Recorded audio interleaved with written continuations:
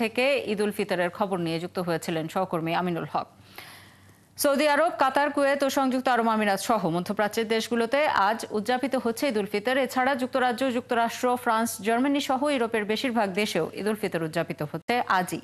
তবে এশিয়া এবং অস্ট্রেলিয়ায় শাওয়াল মাসের চাঁদ দেখা যায়নি, তাই সেখানে ঈদ উল ফিতর উদযাপন হবে সোমবার। সহকর্মী মনিরুজ্জামান বাবুর রিপোর্ট।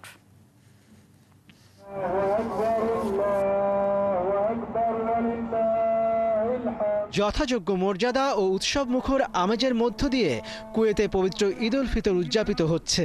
জুমা মসজিদ সহ প্রবাসী অধ্যুষিত অঞ্চলে খেলার মাঠ ও উন্মুক্ত স্থানে ঈদের জামায়াত অনুষ্ঠিত হয়। কুয়েত সিটির গ্র্যান্ড মসজিদে সবচেয়ে বড় ঈদ জামায়াত অনুষ্ঠিত হয়েছে। প্রবাসী বাংলাদেশি অধ্যুষিত অঞ্চলের 18টি মসজিদের বাংলা ঈদের খুতবা পাঠ করে বাংলাদেশি খতিবগণ। আল্লাহর রহমতে যাক, আমাদের ভাগ্য খারাপ এটাই, আমরা নিজের দেশে যাই ঈদ করতে পারতেছি না। একদিকে টিকিটের দাম বেশি, মনটা থাকে বাংলাদেশে এবং ফ্যামিলির কি অবস্থা আছে, কিভাবে ঈদ করে, তাদের জন্য আমরা সবসময় মন ওইদিকে থাকি। প্রবাসী ঈদ কাটাটা খুবই দুঃখজনক বিষয়। তারপরে আমরা এখানে বাঙালি ভাইটাই সবাই আছি, মিলাজিলা ঈদ করি। মধ্যপ্রাচ্যের আরেক দেশ কাতারে স্থানীয় সময় ভোর 5:45 সব ঈদগাহ ও মসজিদে ঈদের জামাত অনুষ্ঠিত হয়। প্রতি বছরের মতো এবারও কাতারে বাংলাদেশ দূতাবাসের উদ্যোগে MHM স্কুল অ্যান্ড কলেজের মাঠে অনুষ্ঠিত হয়েছে পবিত্র ঈদ উল ফিতরের জামাত। দলমত নির্বিশেষে বাংলাদেশিদের স্বতঃস্ফূর্ত অংশগ্রহণে প্রবাসীদের মিলন মেলায় পরিণত হয়। ঈদের জামাতে উপস্থিত হয়ে সবাইকে ঈদের শুভেচ্ছা জানান কাতারে নিযুক্ত বাংলাদেশের রাষ্ট্রদূত মোহাম্মদ নজরুল ইসলাম। দেশ এবং প্রবাসীদের সবাইকে পবিত্র ঈদ উল ফিতরের শুভেচ্ছা এবং ঈদ মোবারক। দল মত নির্বিশেষে যে যেখান থেকে এসেছে, আসলে অনেক দিন পরে এই যে সবার জন্য বাংলাদেশ, সবার জন্য এই কমিউনিটিতে সবাই আমরা এক, সবাই আমরা ভাই ভাই, সবাই আমরা ভাই বন্ধু। এদিকে যথাযোগ্য মর্যাদায় ইউরোপের দেশে স্পেনে পবিত্র ঈদ উল ফিতর উদযাপিত হচ্ছে। সকাল 7:30 থেকে বেলা 11:30 পর্যন্ত স্পেনের বিভিন্ন শহরের মসজিদগুলোতে ঈদের জামাত অনুষ্ঠিত হয়। স্পেনের ধর্মপ্রাণ মুসল্লিগণ বিভিন্ন মসজিদে ঈদের নামাজ আদায় করেন। দেশটির বার্সেলোনা ও মাদ্রিদে সবচেয়ে বেশি বাংলাদেশি ঈদের জামাতে অংশগ্রহণ করেন। এছাড়া যুক্তরাজ্য, যুক্তরাষ্ট্র, ফ্রান্স, জার্মানি সহ ইউরোপের বেশিরভাগ দেশে আজ ঈদ উল ফিতর উদযাপিত হচ্ছে। মনিরুজ্জামান বাবু, 71। এই পর্যায়ে কুয়েতের ঈদ উল ফিতরের খবর নিয়ে যুক্ত হচ্ছেন সহকর্মী সাদেক রিপন। ঈদ মুবারক রিপন। কুয়েতে প্রবাসীদের ঈদ কেমন কাটছে জানাবেন, এবং সারাদিন ধরে ঈদের কি কি আয়োজন থাকছে, আর সেই সঙ্গে ঈদের প্রধান জামাতটি কোথায় অনুষ্ঠিত হয়েছে?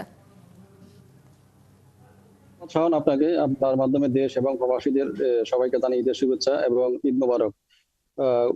এখানে কুয়েতে সবচেয়ে বড় ঈদ জামাত অনুষ্ঠিত হয়েছে কুয়েতের গ্র্যান্ড মসজিদে, যেখানে 10,000 পুরুষ এবং 1,000 মহিলা একসঙ্গে ঈদের জামাত আদায় করেছেন।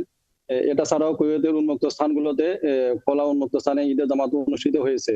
ঈদ জামাত শেষে অনেক প্রবাসী আছেন যাদের ছুটি নেই, তারা নিজ নিজ কর্মস্থলে জামাত শেষে ফিরে গেছেন। আবার যাদের সরকারি, যারা গভর্নমেন্টের জব চাকরি করেন, তারা পরিবারের সাথে মোবাইলে, ইমোতে, হোয়াটসঅ্যাপে ভিডিও কলে তাদের ঈদের আনন্দ ভাগাভাগি করতেছেন। তবে আমি আপনাকে আরেকটা বিষয় জানিয়ে রাখি, কুয়েত ঢাকা রুটে বিমানের ফ্লাইট শিডিউল মে, জুন এবং জুলাই 12 তারিখ পর্যন্ত না থাকার কারণে ওই অন্যান্য এয়ারলাইন্স গুলো দাম বৃদ্ধি, তার ফলে অনেক প্রবাসী ইচ্ছা এবং আগ্রহ থাকা সত্ত্বেও দাম বৃদ্ধির কারণে দেশে যেতে পারেন নাই। আবার আমরা দেখেছি অনেক প্রবাসী তারা টিকিট করার পরেও এটা রিফান্ড করেছেন। তো এই কারণ হিসেবে আমরা হয়তো এদের কাছে যখন জানতে চাই কেন রিফান্ড করেছেন, তারা হয়তো অনেকে বলছে আমরা ইদানিং দেখেছি দেশে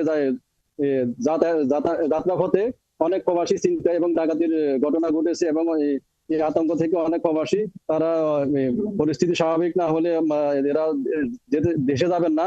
তো এই ক্ষেত্রে এই হিসাব করে তারা অনেকে তাদের টিকিট ফিরিয়ে নিয়েছেন অনেক এয়ারলাইন্স থেকে। তো বাংলাদেশ সরকারের তারাও একটাই দাবি জানিয়েছেন, যাতে আমরা যারা প্রবাসী আছেন তারা দীর্ঘ 2 বছর 3 বছর পরে পরিবারের সাথে ঈদ করতে যান, কিন্তু যাত্রা পথে এরকম চিন্তায় বা হয়রানি বন্ধে যাতে বাংলাদেশ সরকার যাতে এটা দ্রুত ব্যবস্থা নেন, পদক্ষেপ নেওয়ার জন্য প্রবাসীরা অনুরোধ জানান। প্রয়োজনে আপনার কাছে ধন্যবাদ যুক্ত হবার জন্য। দর্শক, কুয়েত থেকে ঈদ উল ফিতরের খবর নিয়ে যুক্ত হয়েছিলেন সহকর্মী সাদেক রিপন।